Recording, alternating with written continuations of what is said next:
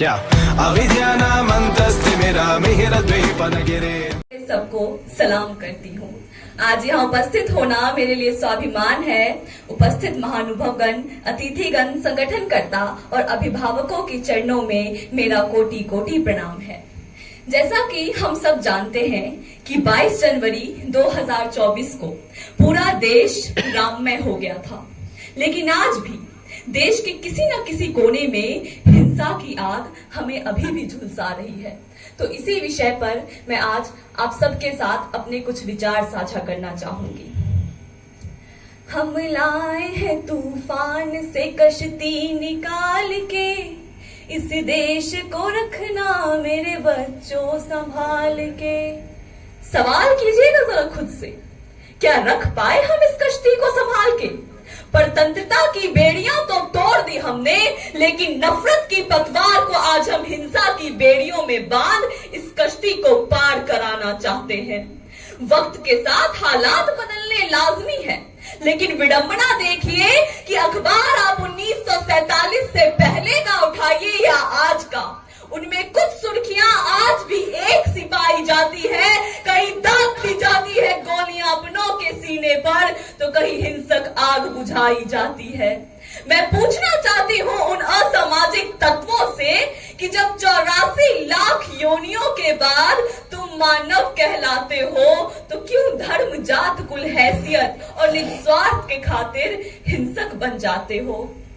युगों युगांतर से चलता आ रहा हर युद्ध हमें अहिंसा का पाठ पढ़ाकर जाता है, लेकिन फिर भी हमारी सुई हिंसा की तरफ अटकी रह जाती है। आज हर मनुष्य शांतिपूर्ण जीवन की मनोकामना करता है, क्योंकि शांति के बिना सुख नहीं। लेकिन यह परम सत्य है कि अगर सुख के लिए शांति आवश्यक है, तो शांति के लिए अहिंसा अति आवश्यक है। जब तक समाज में अहिंसा का प्रचार प्रसार नहीं होगा, तब तक समाज में जो छीना झपटी, लूटपाट, मारकाट चल रही है, दूसरों पर प्रहार और कष्ट देने की जो रीत चली आ रही है, वह कभी थमेगी नहीं।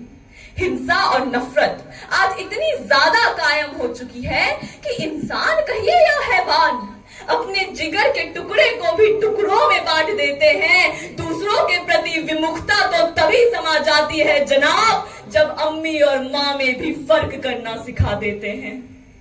साहित्य और सिनेमा समाज का दर्पण माने जाते हैं, लेकिन आपत्ति है मुझे उन सभी लेखकों से, निर्देशकों से, जो आज हमारे अंदर के जानवर को जागृत करने के लिए कोई कसर नहीं छोड़ना चाहते। खेद है कि आज पुस्तकालय से लेकर सिनेमा तक गांधीवाद लुप्त हो चुका है और रामायण व गीता के प्रवचन सिर्फ संग्रहालय और मंदिरों के विषय रह गए हैं। लेकिन उन सभी को अहिंसा का संदेश देते हुए मैं कहना चाहूंगी कि बेशक होगा शाह तू, मैं अलमस्त फकीर। तेरा पीर कुबेर है, मेरा पीर कबीर। मैं औजार बनकर खुश हूँ, तू ही बन हथियार। वक्त करेगा फैसला कौन हुआ बेकार। हर धर्म ने इंसान सहित पशु और प्रकृति के प्रति भी हिंसा को धिक्कारा है। अहिंसा और मानवता ही परम धर्म बतलाया है। हिंसा और नफरत से आजादी की ओर कदम बढ़ाना हम सभी की जिम्मेदारी है।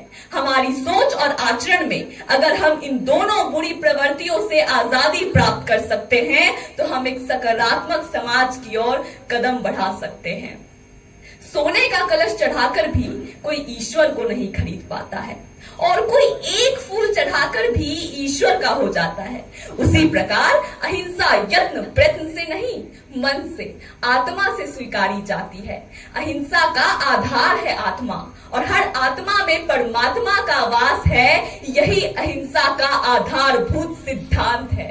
कहते हैं दैहिक दैविक भौतिक तापा, राम राज्य नहीं का हो ही व्यापा। अर्थात राम राज्य में किसी भी प्रकार के शारीरिक, सांसारिक अथवा दैवीय दुख जनता को भोगने नहीं पड़ते थे। राम राज्य का यह साकार रूप तभी सामने आएगा जब प्रत्येक व्यक्ति अपने अंदर के रावण को जलाकर राम को जगाएगा।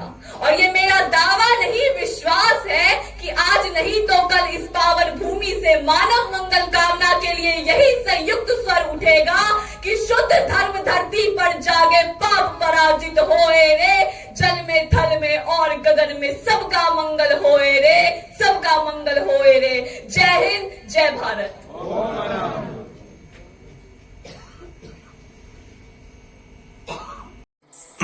क्या अविद्यानामन्तस्तिमिरामिहिरद्वीपनगिरे